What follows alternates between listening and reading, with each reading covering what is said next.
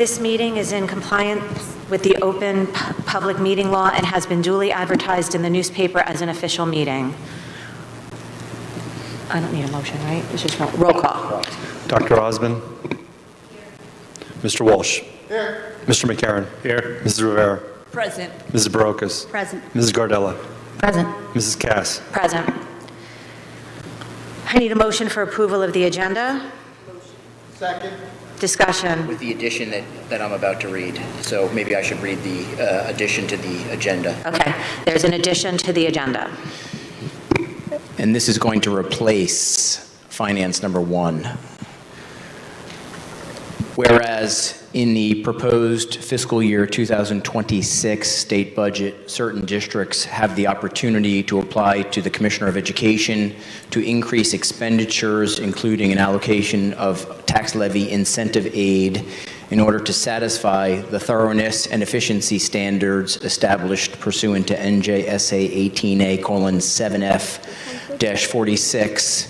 And whereas the Jackson School District is below local fair share and spending below adequacy to be eligible to participate in this program, and whereas the Jackson School District is eligible to increase expenditures by up to $32,473,000 and $687 to qualify for tax levy incentive aid in the amount of up to $1 million,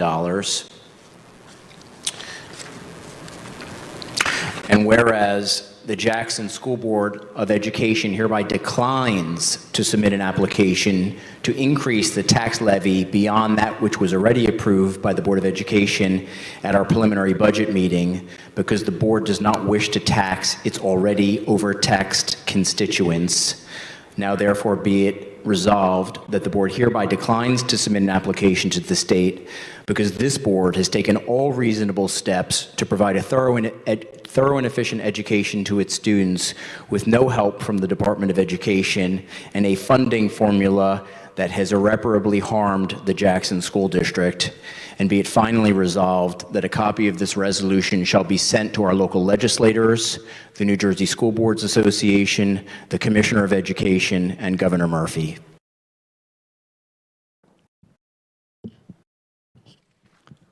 Yeah, so that's going to be the, now we're going to vote. Sorry. So now we're going to vote to approve the agenda with that addition on there, and then ultimately we'll vote on that resolution separately. So now we're just voting to approve the agenda with the addition of that resolution. Okay, so this is just the agenda, so discussion on the agenda. Roll call. Dr. Osmond? Yes. Mr. Walsh? Yes. Mr. McCarron? Yes. Mrs. Rivera? Yes. Mrs. Barocas? Yes. Mrs. Gardella? Yes. Mrs. Cass? Yes. Superintendent's report. As this is a special meeting this evening for this tax incentive decision by the board, I have no report. Ms. Cass, I'll turn it right back to you. I need a motion to open public forum. Second. Please sign in and state your name and whether or not you are a Jackson resident. Each person is allowed a maximum of 3 minutes to speak. No person may speak more than once on the topic until all others have been heard. Seeing no one come forward, I need a motion to close public forum. Second. Aye. I need a motion to move finance. Second. Discussion. I'm sure there's a lot. Discussion? Yeah, I have a discussion. I think that, Jackson's been taxed in a lot of different ways, right? Monetarily, we had a 9.9 tax increase last year. Our community was taxed through reconsolidation and reconfiguration. And through that time, I don't personally feel that the state has come forward. Like if this resolution said something like they were going to help us with some of our expenses, right, that are out of our control, they're state mandates, then maybe we could say, yeah, okay, we'll meet you somewhere on that, but we're not, it's not written that way. It's basically to say, we'll bring you up to adequacy. Well, guess what? We could raise our taxes up that much, and we have expenses that aren't going to maintain us, if we do that. And I think that's the missing piece here, that For some reason, there's a lot of legislators that are around, and there's only maybe one or two who are paying attention to that fact.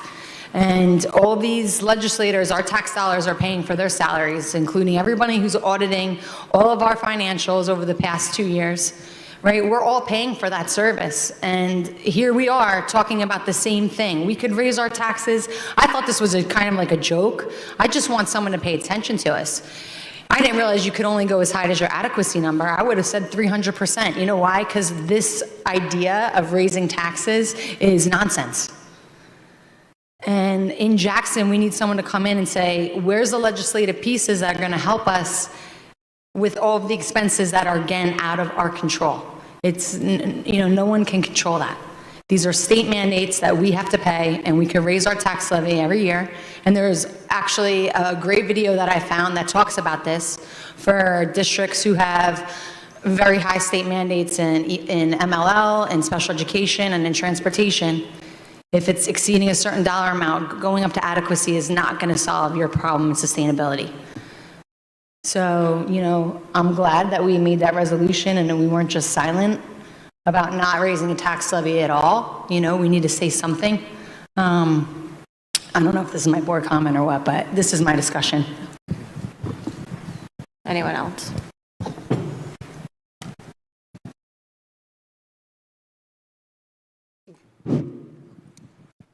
Adequacy.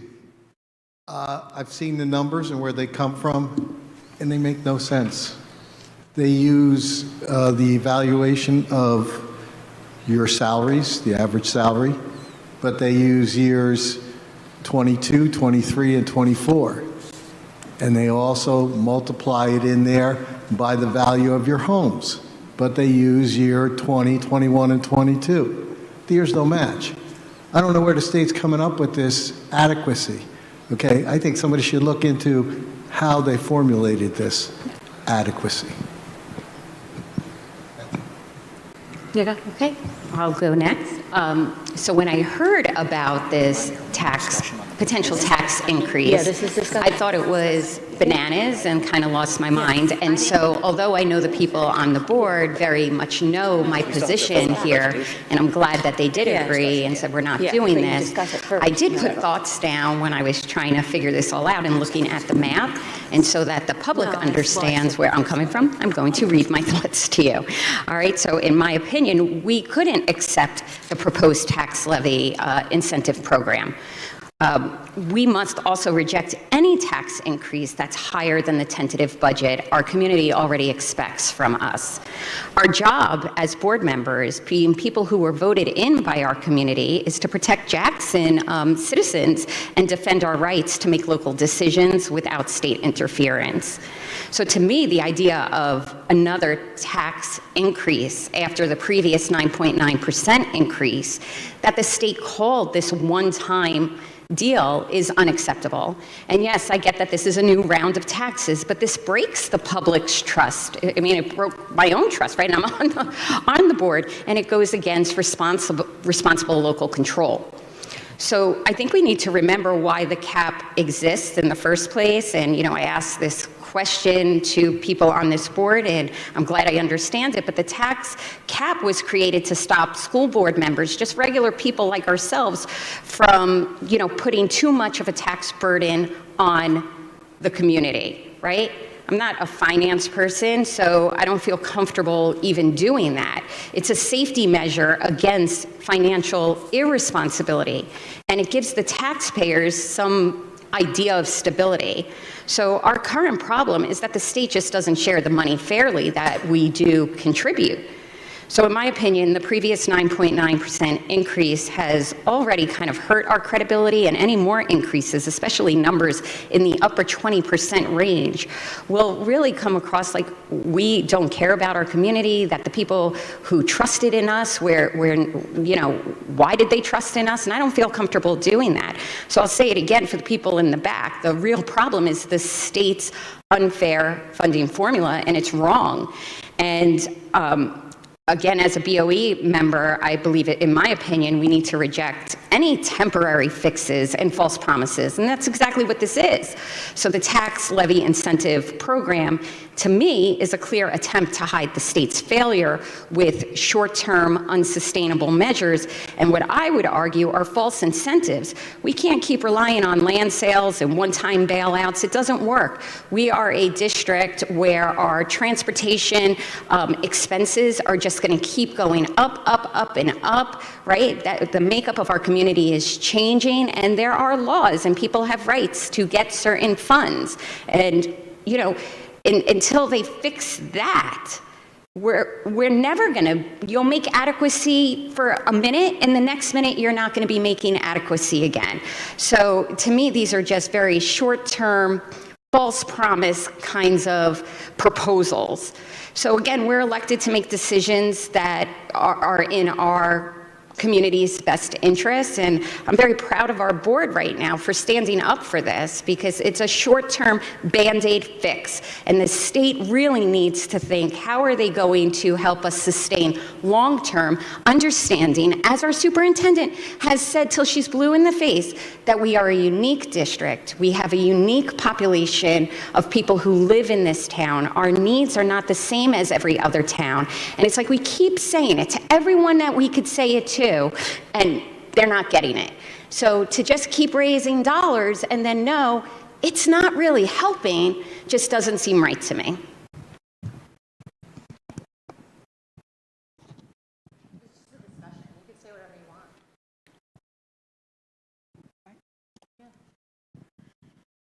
So, having much time to look at everything that's been put on the table, I came up the other day, I thought to myself, this would be a great question on the SAT. In 2010, it was signed into law a 2% tax cap. Plus, in 2018, it was signed into law S2 funding that would cut your school funding. And then add into that the variable of increasing non-public transportation, increasing multi-language learners, increasing special education, and add to that inflation, and then get to adequacy. Riddle me that.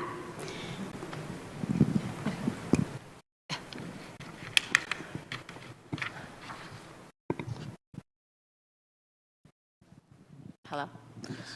Okay. I was just going to say, I mean, listen, I remember this at the convention in Atlantic City, and I remember it on TV. I remember the governor and the commissioner both claiming and actually boasting that all districts were fully funded. Does everybody remember that? They were fully funded. I don't know how we're here now, because Lacey, Toms River, Asbury Park, Middletown, us, I don't know, if everybody was fully funded, why would they have to raise their taxes to bring themselves to adequacy? As Ali pointed out, I mean, listen, we have a rising, non-public population, we have a rising MLL population, and we have a rising special needs population. Those populations create substantial state-mandated budget expenses. So when your non-public budget expenses supersede your public funding, you're never going to get to adequacy. You're going to keep falling behind and behind. And that's what's happening. So unless they change this formula, and we're just going to keep falling. The other side is they wanted us to raise your taxes for the mistakes that they made, but then go back to the 2% when our non-public increases more than 2% annually. So again, we could raise your taxes, hurt your pocketbook, but you'd be back here. It doesn't matter, because all those expenses are going to keep increasing, and we're going to be in the same place. We're never going to get ahead. It's just frustrating, I have to tell you. Like, we've all been really stressed. We all really respect each other up here. We have different opinions. We don't always agree on everything. I think on this, we sort of came together. It's hard. I know that everybody thinks that we sit up here and we just, I I don't know, make these decisions willy-nilly, or, we've been told we've ruined the town. We've been told a multitude of things. We get emails, we get dirty looks, we get all kinds of things. It's not easy. And I mean, everybody was emotional in executive session. I'm always emotional, so here I go again. But look, this has been hard. I don't see a lot of people putting their name on the ballot. We're who you elected, and we're doing the best. We all have vested interests. We all live in this town. All of our kids are either currently in this school or have recently graduated. So when we make these decisions, we don't make them lightly. So it's really frustrating sometimes to get those emails or to get those looks, to be treated less than because you didn't agree. But again, you don't see all the things that we see. You don't see every spreadsheet we see. You don't see that we approved a budget, and 9 days later, the state comes in and says, oh, guess what? We got this incentive for you. You can raise your taxes 28% to bring yourself to adequacy, and we'll give you $1 million if you do it. Yeah, there's a little bonus if we raise your taxes 28%. So all I'm trying to say is you don't all see what we see, every little micro piece that we see. We give as much to you in the public as we can, and we try really hard. But you need to understand that. So anyway, the last thing I want to say is that our students are not only Jackson students, but they're New Jersey students. And so I feel like our governor and our commissioner need to recognize us as students of this state, not students of this town. And I think that we need people to realize, like, you know, this decision is not going to make it easier for us, right? We're taking a stand, hoping that the state's going to listen.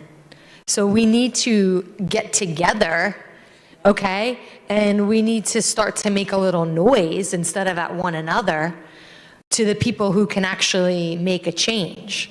And, you know, that's why we did this. You know, to be honest, like, I have a 10-year-old accessing the schools. Like, I want them to have a good, you know, them to have a good education. Like, part of me sees the value of being able to have the money, right? But it's the purpose that it's not going to solve the problem. No one is looking at the problem and saying, hey, you know, we recognize this and we want to help you, so that you're not taking from one pocket to put into another pocket, or, you know, you're taking and then it's only going to sustain you 1 year. But recognize that this is going to be hard for us. You know, this decision was one to stand up, and then we're hoping that everybody else stands up too. You know, we have a lot of staff members that should be standing up every day, and parents. And, you know, again, when I heard this, I said, man, they're giving us carte blanche. This sounds like a joke, right? I just want someone to pay attention. No one's going to pay attention if we just said nothing, right? But look at our audience. I mean, we're more people up here that are required to be here than not. You know, I hope there's a lot of people listening, but you have to stand up and say what's right. And that's what we have to do. You know, Middletown did that, and they got laws right now going to benefit them. Yeah, they got Channel 7 News. California knows about them. You know, they're in a position we were in probably 3 or 4 years ago, right? Raising a tax levy a little bit at that point would have helped us, right? We went out for a vote for 4%. We're well beyond that, and no one is paying attention.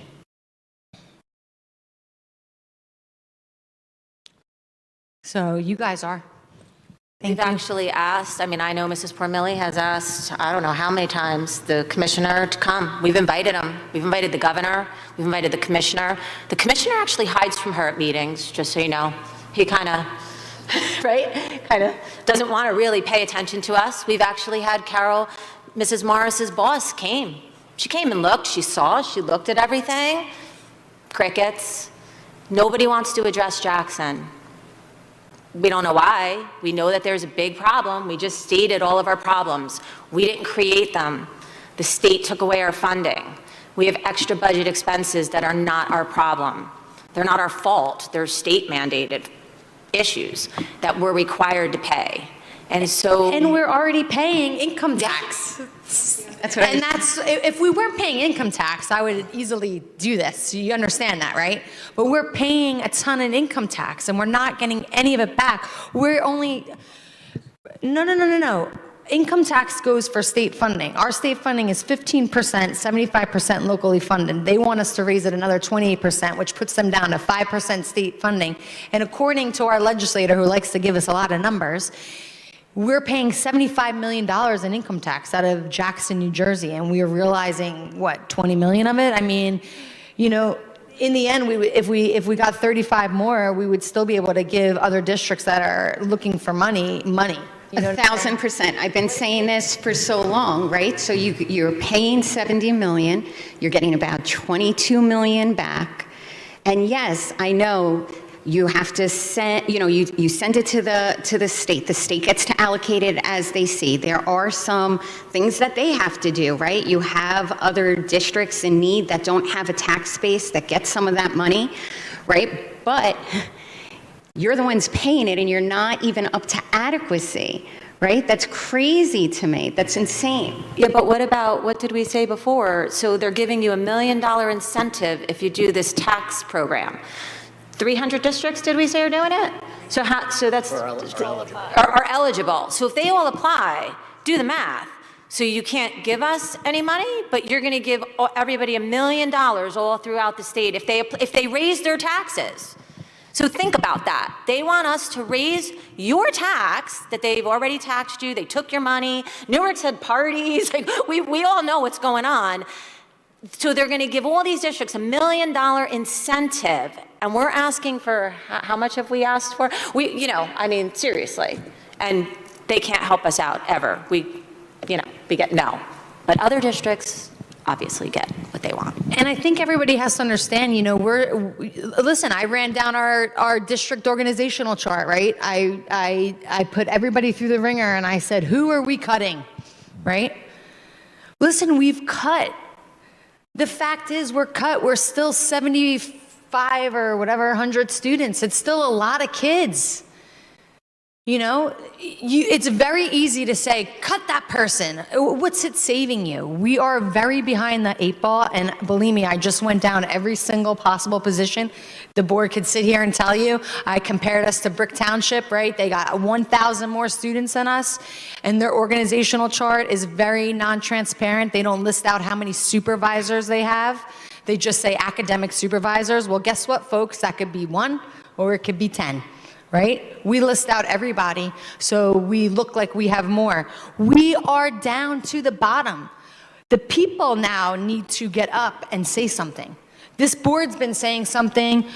We've tried our best to say something, and we can't say anything, right? I thought it would be a joke again. I'm going to say it again, a joke to say I'll go up to 300%, right? Someone will pay attention. What's Jackson doing? Stand up. You're just a few here in the room, but, maybe you got neighbors and you could go rally them together, but someone's got to say something.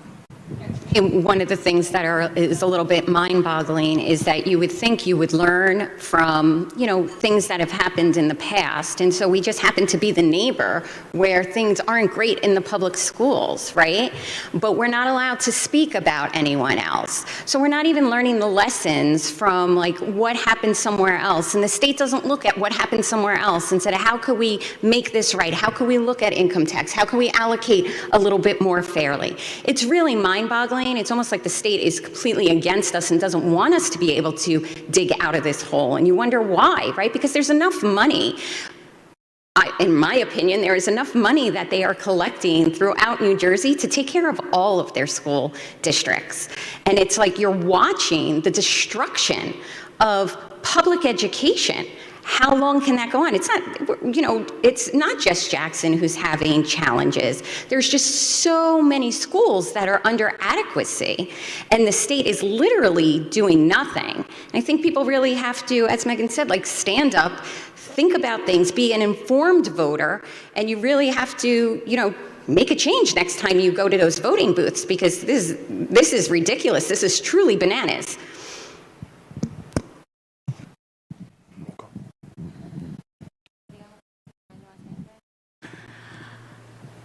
Roll call.